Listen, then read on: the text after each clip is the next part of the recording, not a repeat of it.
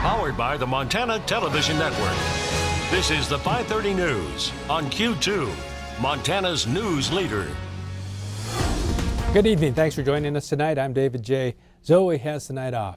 The Billings police are investigating a shooting that sent one man to the hospital shortly before 7 this morning in the Billings Heights. It happened inside a home on the 1700 block of Lake Elmo Drive. A 37-year-old woman shot a 33-year-old man in the stomach during a physical fight. An ambulance took the man to the hospital with what police described as non-life-threatening injuries. Billings police released a tweet saying all parties involved have been detained. Police said no charges have been filed and the investigation remains ongoing. It is now day 11 in the search for Selena Not Afraid. The 16-year-old Hardin girl was last seen at the I-90 rest area between Billings and Hardin on New Year's Day. Today, search and rescue dogs widened the search radius by 2 or 3 miles, according to Bighorn County Sheriff Pete Bighair. Authorities had asked the public to stay away from the area surrounding the rest stop while the dogs worked. Bighair said a generous donation allowed the search and rescue teams with dogs that allowed them to stay a little bit longer. The sheriff says he received a tip also that someone saw Selena and Helena on January 5th. The Bighorn County Sheriff's Office, the Bureau of Indian Affairs, and the FBI are all searching for Selena.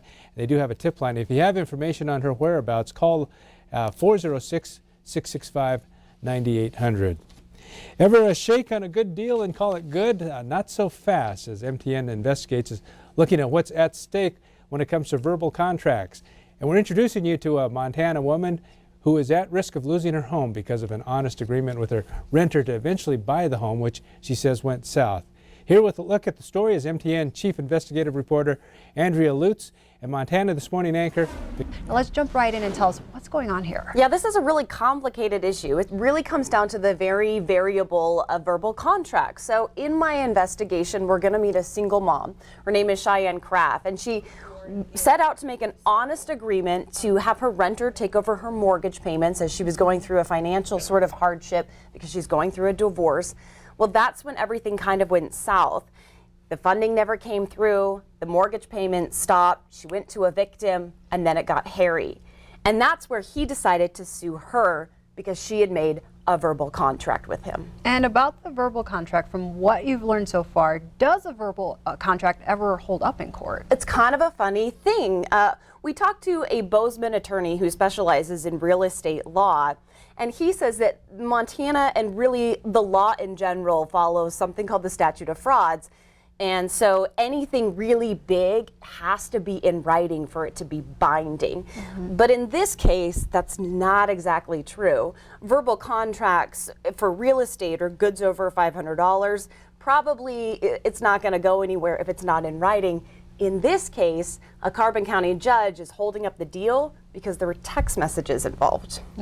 So it sounds like a real he said, she said case. It always is in these sort of things. Right now, both of the parties are in mediation. They're gonna head to court.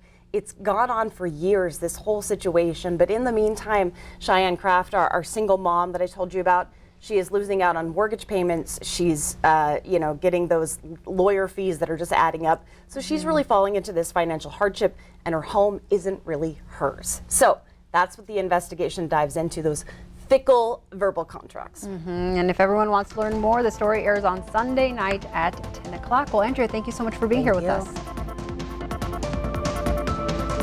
All right, thank you, Andrea. Thank you, Victoria. Montana State University librarian recently won a prestigious national award. MTN's Gabby Crevitt reports on librarian Marianne Hansen. I would describe Marianne as a pillar of this library and of the library community across the state. MSU Research Services librarian Marianne Hansen is what you might call a true bobcat. Hansen graduated from MSU in education and worked at the library as an undergraduate student. My passion is getting to dig into individual students and faculty's research projects and helping them get the sources they need. Kenning Arlich, who's the dean of the library at MSU, says the university is lucky to have such a strong leader in the library community. She does an enormous amount of instruction. She does an enormous amount of outreach throughout the community. And she just is very passionate about the work that she does. One of her favorite parts of the job is coordinating the library's annual Tribal College Librarians Institute. So I get to work with tribal college librarians from across the state and across the nation, and even Canada and sometimes Australia and New Zealand. So that's a really great outreach effort that I get to be involved in. Hansen received the I Love My Librarian Award last month and was recognized for her work expanding resources for tribal college libraries. She says MSU will be holding the 30th Annual Institute this summer. In Bozeman, Gabby Crevitt, MTN News. And Hansen is one of 10 librarians to be recognized nationally. She's also the president of the Montana Library Association. In Missoula tonight, dancers from across the globe will be out there. Ahead of this year's Ballet Beyond Borders, MTN's Katie Miller introduces us to some of the stars. Each time it's something unique and special. The international festival, Ballet Beyond Borders, brought 150 dancers to Missoula this year. Ballet dancer Sophie Rebecca says, growing up transgender, she struggled to find a creative outlet. I spent a long time not realizing that I wasn't the only one, and it's important to put out their positive messages that you can be happy and you can succeed, and my dancing makes me very, very happy. Rebecca was the first openly transgender person at the Royal Academy of Dance in London, England. Ballet saved me in a way that ever since I was little I wanted to be a ballerina, but I wasn't able.